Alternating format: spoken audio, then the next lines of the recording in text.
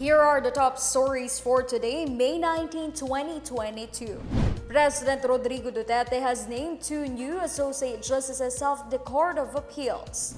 Malacanang is hopeful that the 12 newly proclaimed senators would help restore economic growth in the country. President Rodrigo Duterte thanked a supermarket chain for helping small and medium enterprises.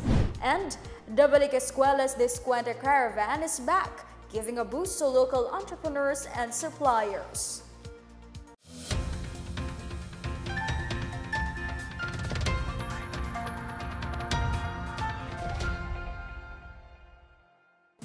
Good day, I am Stephanie Sevillano. Welcome to the PNA Newsroom.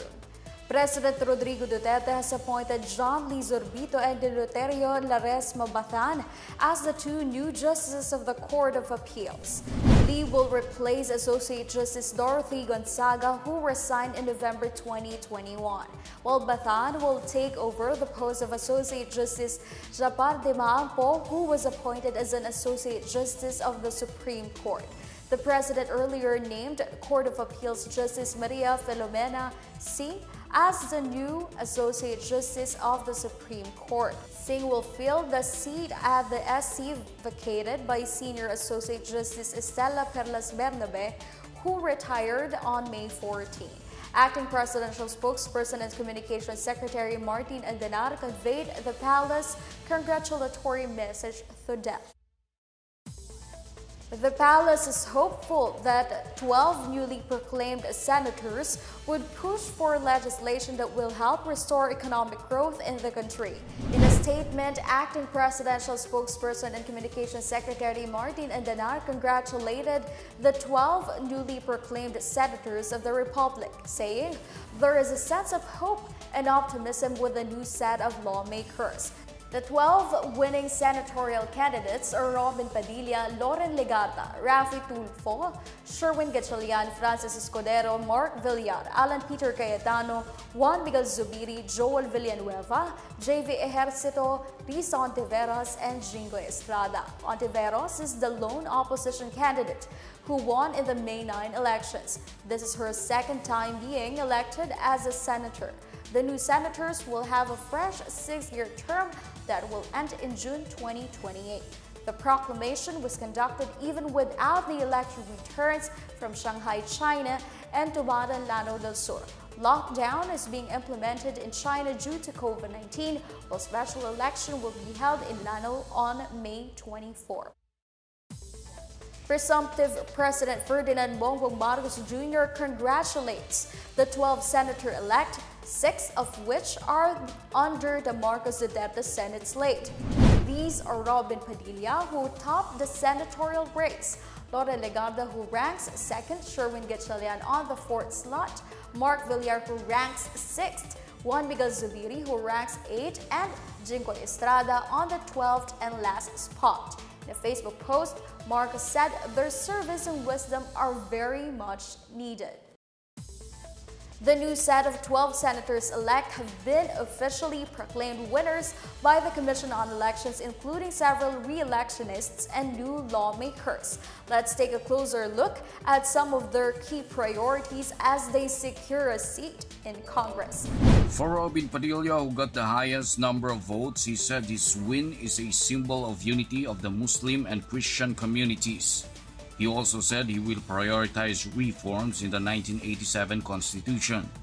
Senator Loren Legarda is aiming for a green, sustainable, and resilient recovery from COVID-19 pandemic and for climate crisis.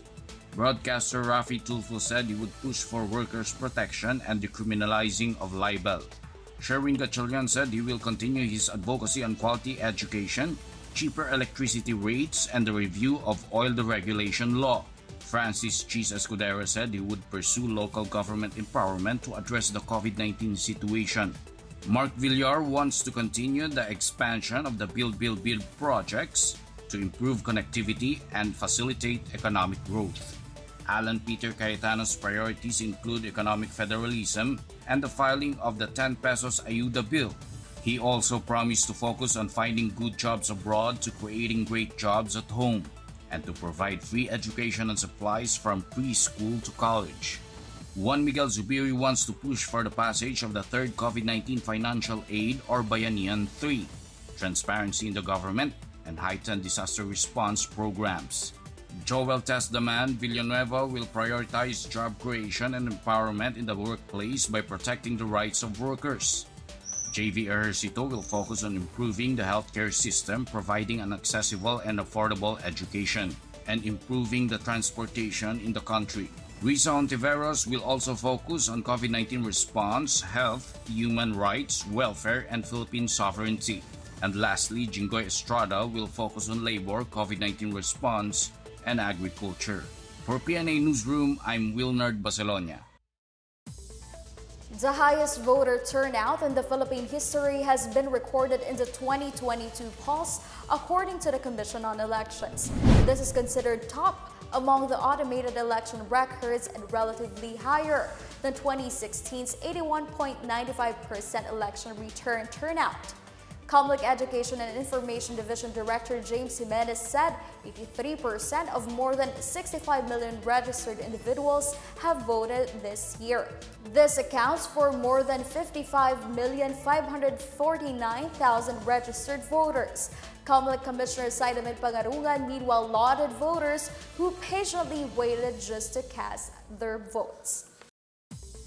Following the official onset of the rainy season, the Metropolitan Manila Development Authority speeds up the removal of campaign material wastes. The MMDA said they are targeting to complete collection operations by this week. The set deadline for removal has already lapsed as per the Department of Interior and Local Government. The DALG earlier urged the public to report to authorities on removed campaign materials. Agriculture Secretary William Dar urged the public to take part in increasing agricultural production in the country.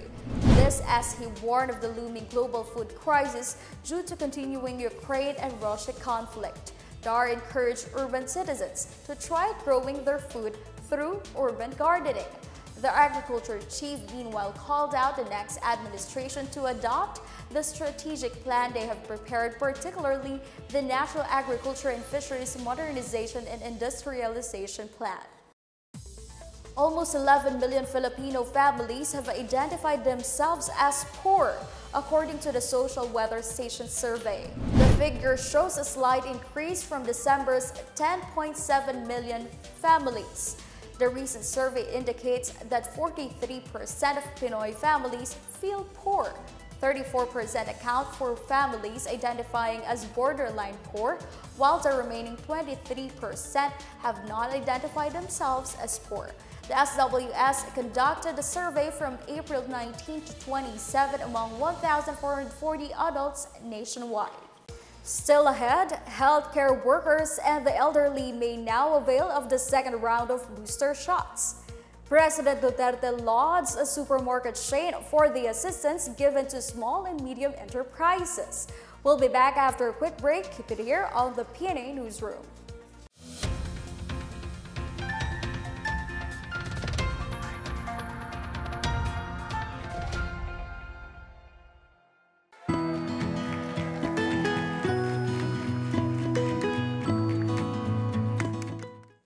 The COVID-19 pandemic has greatly changed our lives for the worse. Lives and jobs were lost and economies reached a meltdown.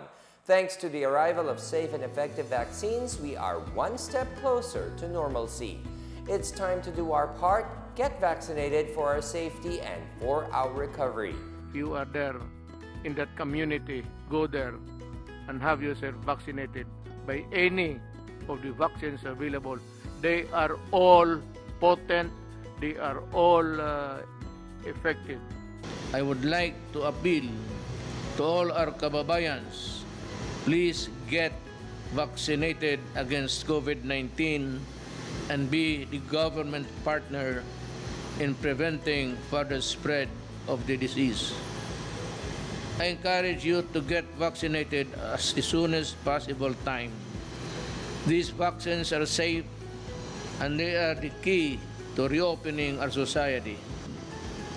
The need for international solidarity and cooperation cannot be made clearer than this pandemic, because everyone is safe. No one is safe globally until everybody is safe. Vaccines work.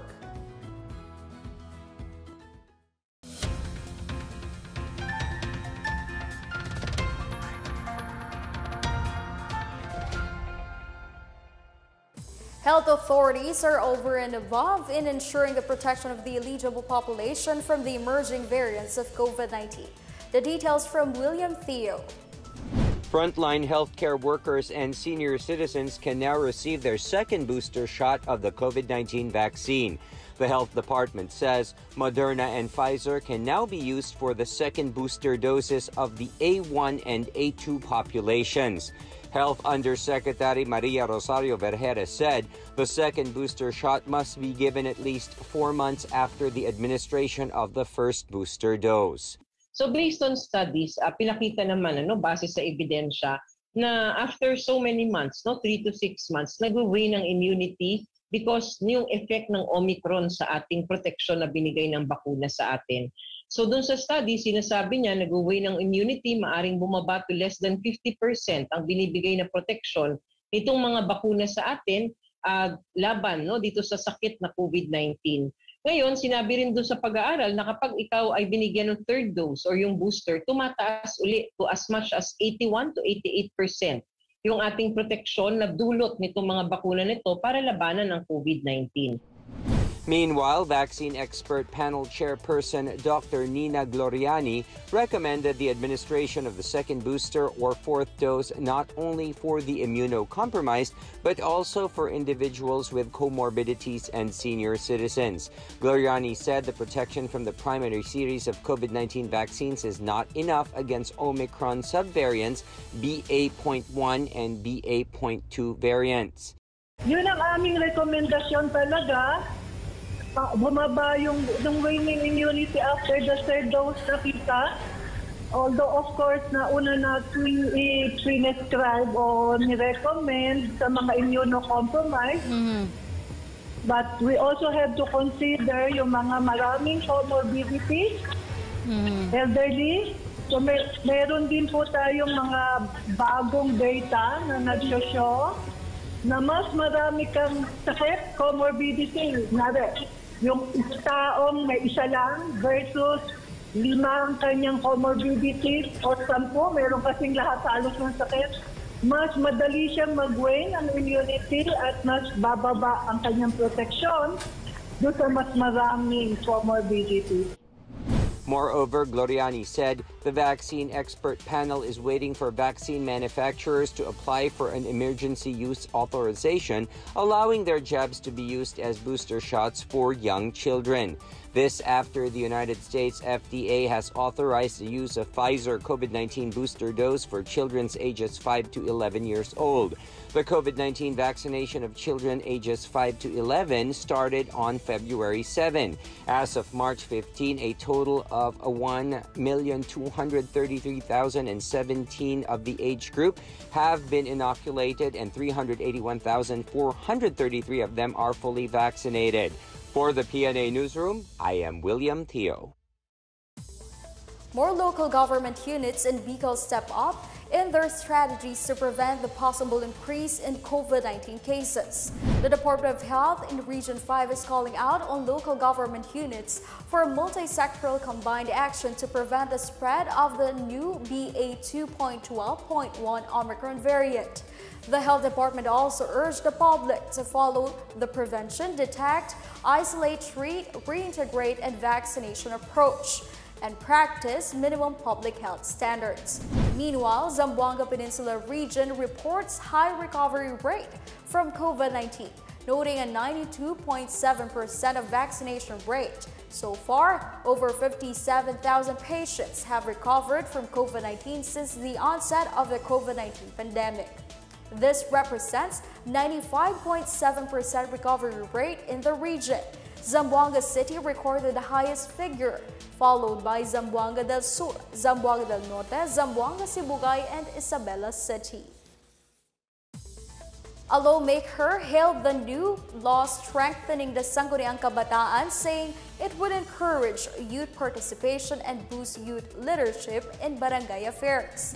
Isabela Representative Faustino Ino D. V said President Duterte's signing of the Republic Act No. 11768, or the SK Governance Reforms and Compensation Law, would provide members with honoraria that would allow them to focus on the planning and programming of youth projects. He said reforms in the SK should help youth leaders level up and spearhead projects that will have a positive impact in their communities. For his part, Albay Representative Joey Salceda said the law would be vital to reimagining the role of the SK in skills development, youth empowerment, and learning. He said the law would also expand the SK's role by institutionalizing governance in the LGU level and having SK representatives in the National Youth Commission. The Department of Energy rallied the Cebuanos in an information campaign that aims to change the behavior of consumers and businessmen toward energy conservation. The DOE and the Presidential Communications Operations Office launched the hashtag Enerhiyang Atin Information Drive at the SM Cebu City. The information drive is supported by private stakeholders that are into energy-saving devices or vehicles. Energy Undersecretary Felix William Fuentebelles said the Energy Efficiency and Conservation Act, signed by President Rodrigo Duterte in 2019, encompasses government responses not only on environmental issues but on the economy as well. He said educating consumers and investors on the importance of investing in green energy will help them cope with the rising cost of doing business. PCOO Director Tristan de Guzman meanwhile said the saving energy in homes will translate to lower utility bills and would mean more money to save and be spent on other important stuff. President Rodrigo Duterte thanked supermarket chain Puregold for helping small and medium enterprises. Duterte was a guest at the Puregold Sari Sari Store Negosyo Convention 2022, themed Tuloy Natin ang Pagsasama, Tuloy Natin ang Pag-asenso at the World Trade Center in Pasay City. In the speech, Duterte recognized Puregold's efforts to assist community stores. He noted that SMEs are vulnerable to external shocks such as financial crisis, disasters, and forced changes in the business environment. He acknowledged that SMEs created countless jobs, utilized the Filipino people's talents, and helped the government in the fight against hunger and poverty. Duterte hoped that Puregold would continue to devise enabling business practices for its customers and stakeholders. Puregold's Tindahan ni Aling Puring Negosyo Convention is held at the World Trade Center in Pasay City from May 19 to 21. To date, there are over 600,000 registered Tindahan ni Aling Puring members throughout the country.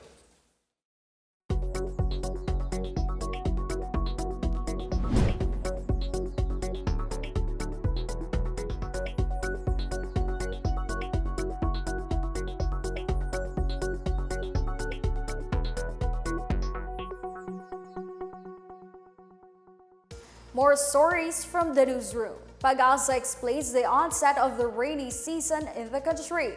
All expense-paid trips to Palawan are at stake as the Department of Tourism launches its Keep the Fun Going campaign. Details ahead, stay with the PNA Newsroom.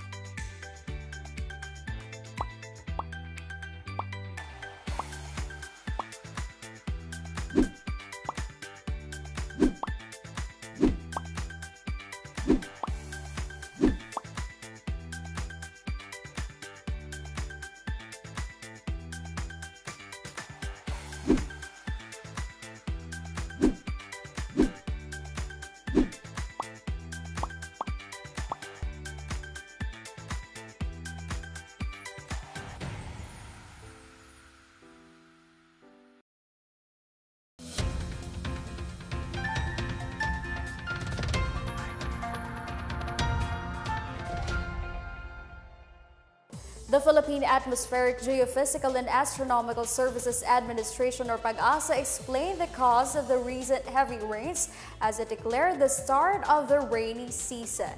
PAGASA said intermittent rains associated with the southwest monsoon or habagat will begin to affect Metro Manila and the western section of the country. PAGASA said the presence of a frontal system and severe thunderstorms brought widespread rains in the last 5 days to western parts of Luzon, Mindoro, Negros, Palawan, and other parts of the country. It also observed southwesterly wind flow over the past few days. Meanwhile, La Nina may still affect some parts of the country, which may increase the likelihood of above normal rainfall conditions in the coming months. PAGASA also said localized thunderstorms are expected in the afternoon and evening in the next coming weeks. Several farm-to-market road projects are underway in 3 insurgency-cleared barangays in San Carlos City, Negros Occidental under the Barangay Development Program of the National Task Force to End Local Communist Armed Conflict. Army officials together with Mayor Renato Gustillo conducted an ocular inspection of the projects in Barangay Nataban, Codcod, and Quezon on Tuesday. Nataban, Codcod, and Quezon are 3 of the 5 villages identified as cleared from the influence of the CPP-NPA, the 2 others being barangays Buluangan and Guadalupe. Bustillo said, as a leader whose place had been a haven of lawless armed groups, he welcomed the move of the NTF-ELCAC to empower communities. He said the funding of projects under the BDP already gained the trust of former mass supporters of the CPP-NPA toward the government's aim for lasting peace. The Department of Trade and Industry and the Subic Bay Metropolitan Authority launched today the Balik Eskwela Diskwento caravan, the first since COVID-19 hit the country 2 years ago. The caravan welcomes students and teachers who want to buy school supplies and uniforms at discounted prices. Balik Eskwela Diskwento caravan program is tying up with local entrepreneurs and suppliers to promote and sell their products at discounted prices. At least 40 exhibitor sellers from Central Luzon and Marikina City participated in the caravan. The DTA said with the return of the physical Diskwento caravan, they are expecting to surpass the 1.195 million peso earnings generated during the 2021 caravan in various locations in Zambales. The Diskwento caravan in Subic Freeport will run until May 20. Tourists can win all expense-paid trips to Palawan as the Department of Tourism launches its Keep the Fun Going campaign. The campaign follows the Save Our Spots program, which aims to educate travelers about becoming responsible tourists. The DOT said those joining the campaign must accomplish at least 2 of the 4 activities. The Certified Foot Soldier Challenge that encourages travelers to walk, hike, or bike more often. The Zero Waste Warrior, which inspires travelers to reduce waste. The Risk Tourism Advocate Challenge that encourages tourists to volunteer in restoration efforts, and the Eco Staycationer Challenge that motivates tourists to book eco-friendly accommodations. Weekly winners will be announced every Saturday and notified through personal message on Facebook. For more information, visit the Department of Tourism Facebook page. Meanwhile, the DOT encouraged businesses in the Cordillera Administrative Region to promote more of the Igorot culture to tourists. DOT CAR Regional Director Javita Ganongan said tourists should be made to experience and appreciate the rituals, chants, dances, attire, and the food of the Cordillera. Some of the features cited for promotion are Cordilleran attire such as the tapis and G-string, indigenous cuisine through the slow food tourism circuit, forest bathing in Cordilleran nature spots, and traditional massage services such as kolkolis or foot massage, taltaladad or body massage, and gisgiso or head massage.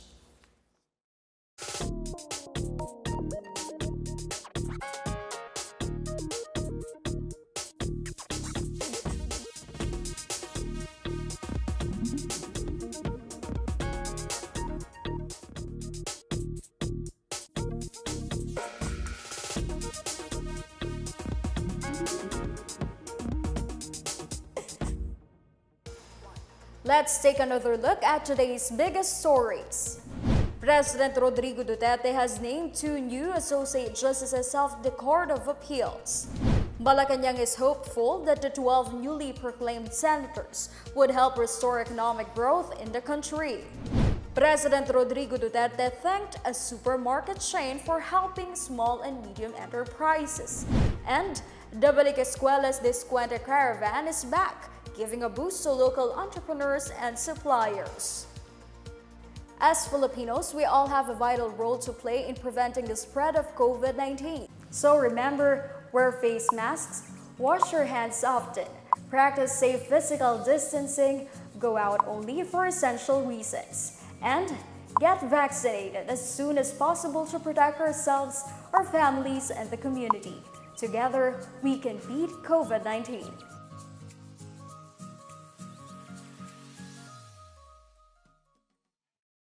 Thank you for watching another episode of the PNA Newsroom. For more news content, check our webpage or log on to the Philippine News Agency's Facebook and Twitter accounts. For more stories about the government and how it serves Filipinos, look for these hashtags in all of our social media platforms and websites. We are shown on the pages of the PCOO and its attached agencies. Also watch us on the television on PTV4 and IBC 13. And that's your daily dose of the biggest stories that you need to know from the PNA Newsroom. We tell stories that inspire change. I am Stephanie Civiliano. Good day.